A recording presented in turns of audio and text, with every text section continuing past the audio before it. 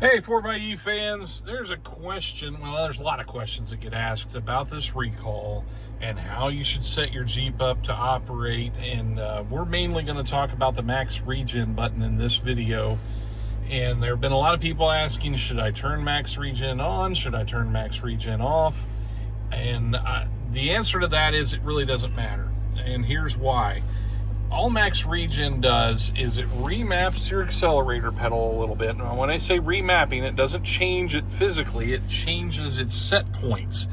And what it does is that top about 1 inch of the accelerator pedal gets remapped and becomes a deceleration point past, if you figure the accelerator pedal as 0 at where it's resting and then 100% when it's all the way down, instead of being at 0 when it's resting, its 0 point gets moved down a little bit, and that rest of it becomes like a negative, I don't know, 1 through 15. I'm just going to throw out random numbers that aren't any way scientific, but you can vary that amount of regen when you have Max Regen on. You can vary that with the accelerator pedal with your foot. Now, that force, that deceleration force that you're feeling, is coming from inside the P2 motor generator, which is down inside the transmission. I'm pointing to the gear shift, but underneath all of this, where the transmission is, there's a motor in there, a motor generator, 3-phase AC, 400 volt, a AC motor generator. And what it does is it flops a couple phases and uses the same force it could use to drive the vehicle forward to slow the vehicle down. Now, when you turn on Max Regen, you can feel that, but you feel that same force when you put your foot on the brake pedal. The 4xe has what's called a blended braking system.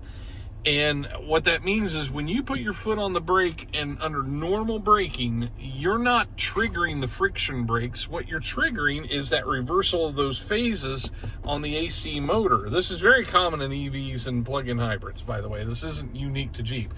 And what it does is it will slow the vehicle down, and then in the last 6 to 10 feet, something like that, it blends over to the friction brakes out at the wheels and brings the vehicle to a complete stop. So it doesn't matter whether you have Max Regen turned on or off, because the same thing is going on when you put your foot on the brake pedal.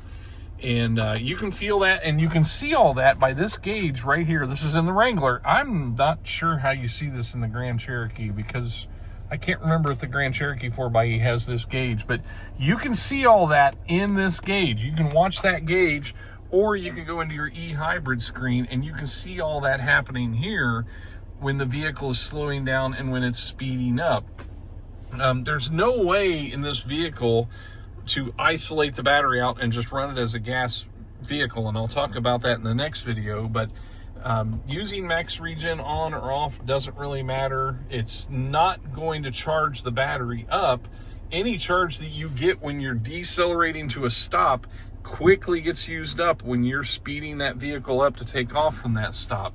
So any energy that comes into the battery is immediately leaving the battery. You're not gaining anything. You're not extending the range of the vehicle. You're not getting more electric miles by having that turned on.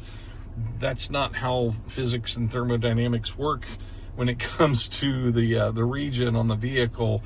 And that only comes into play when you're slowing down to stops. You're not magically gaining a whole lot of energy by having that turned on versus having it turned off. So I hope that answers that question.